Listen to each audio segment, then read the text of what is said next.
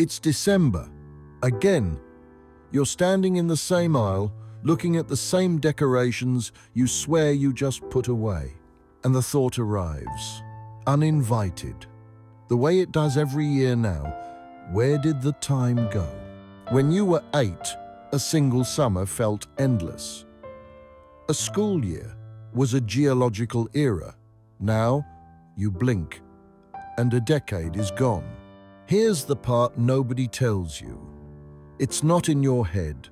Time really is accelerating. And the reason is more disturbing than you think, because it points to something quietly going wrong with how you're living. This isn't a complaint about getting busy.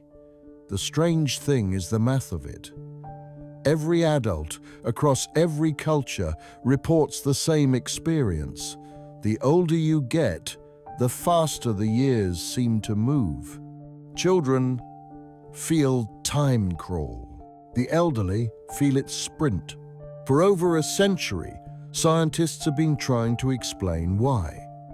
And what they found isn't one answer, it's three. 3 separate machines inside you, all bending time in the same direction, all speeding up at once. Let's take them apart, one at a time. The first explanation is the oldest and the simplest. It was proposed in 1897 by a French philosopher named Paul Janet, and it goes like this. Your brain doesn't measure time in hours. It measures time in proportions, each new stretch of life compared against everything you've already lived. Think about it. When you're 1 year old, a single year is your entire existence. 100% of everything you've ever known. When you're 10, a year is 1/10 of your life, still enormous. A summer can hold a whole universe. But when you're 50, that same year is 1/50th of your life. The same 365 days.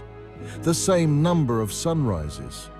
But measured against everything behind you, it's a thin sliver, a rounding error. So the year hasn't actually shrunk. You've grown around it.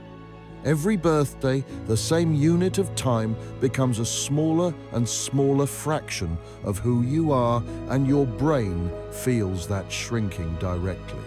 It's why the gap between Christmases felt impossibly long as a kid, and now feels like the time it takes to exhale.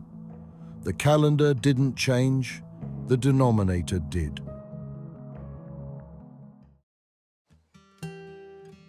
But proportion alone doesn't explain everything. Because if it were only math, time would feel smooth. A gentle, even acceleration. It doesn't. It feels lumpy. Some years vanish without a trace. Others, the year you moved cities, fell in love, started something terrifying. Those years feel thick, long, full.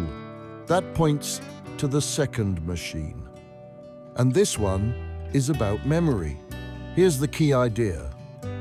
You don't experience the passage of time as it happens. You judge it afterward by counting how much you remember. Your brain estimates how long a period lasted by the density of memories packed inside it. Now think about childhood. Almost everything is a first. The first time you saw the ocean, the first day at a new school, the first time you rode a bike, lied and got caught, tasted something you hated. Your brain is recording constantly, in high resolution, because everything is new, and novelty is what the brain bothers to store. So when you look back, childhood is dense, packed wall to wall, with vivid, distinct memories, and your brain reads that density as length. It feels like it took forever because there's so much of it to remember. Now look at an ordinary adult week. You wake up at the same time, same commute, same desk, same screen, same route home. Your brain has seen all of it before, so it stops recording. It runs on autopilot and saves almost nothing.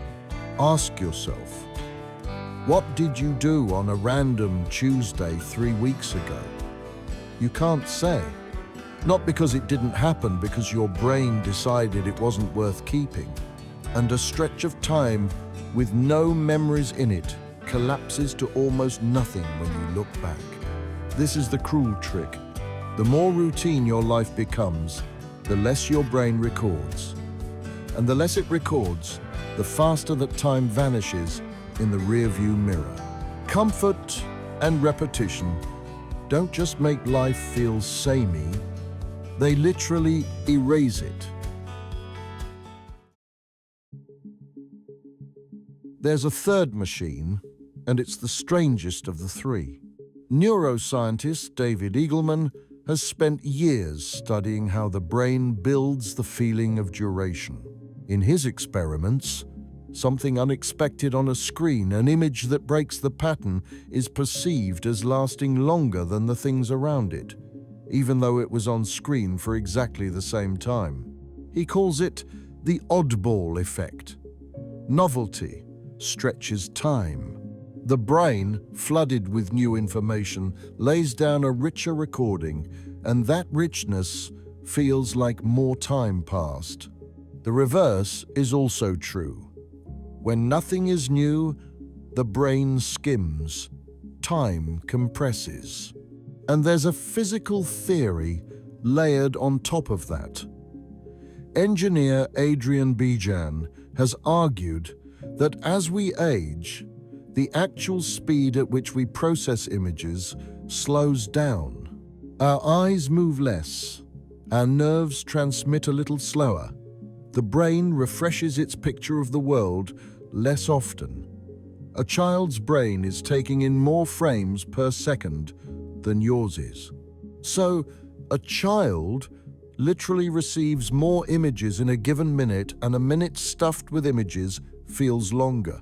Put simply, a young brain runs the world in high frame rate. An older brain drops frames, and dropped frames make the movie run faster. Three machines, the shrinking ratio, the thinning memory, the slowing processor, all pushing in the same direction, all telling you the same thing. Speed up, speed up, speed up. But here's where it turns. Because if you look at those three machines closely, you notice something. Two of the three aren't really about age at all. They're about novelty. The reason childhood felt long wasn't that you were young, it's that you were constantly doing things for the first time. The reason your 30s and 40s evaporate isn't that the clock changed. It's that you stopped. Somewhere along the way, life optimizes itself for comfort. You find the job, the routine, the route, the same 5 restaurants. You stop being a beginner at anything. And a life with no first times is a life your brain refuses to record. So time speeding up isn't really a story about aging. It's a symptom, a reading on a gauge. It's your brain telling you, in the only language it has, that you have stopped encountering the world, that you're sleepwalking through days so similar they've fused into one. The terrifying version of this, you can live another 40 years and remember almost none of it.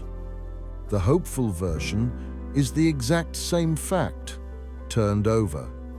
If routine erases time, then novelty can give it back.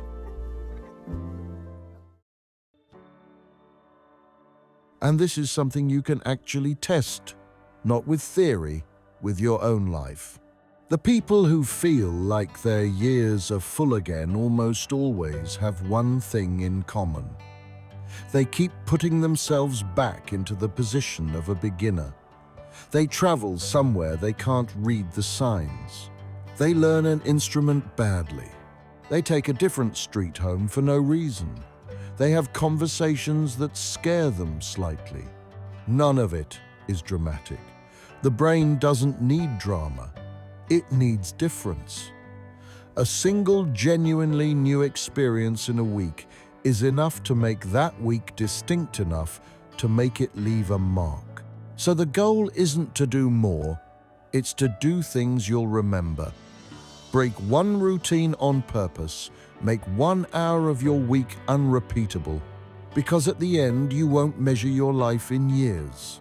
You'll measure it in the number of moments your brain decided were worth keeping. The question isn't, where did the time go? The question is, how much of it did you actually live? Time isn't a thief. It moves at exactly the speed it always has.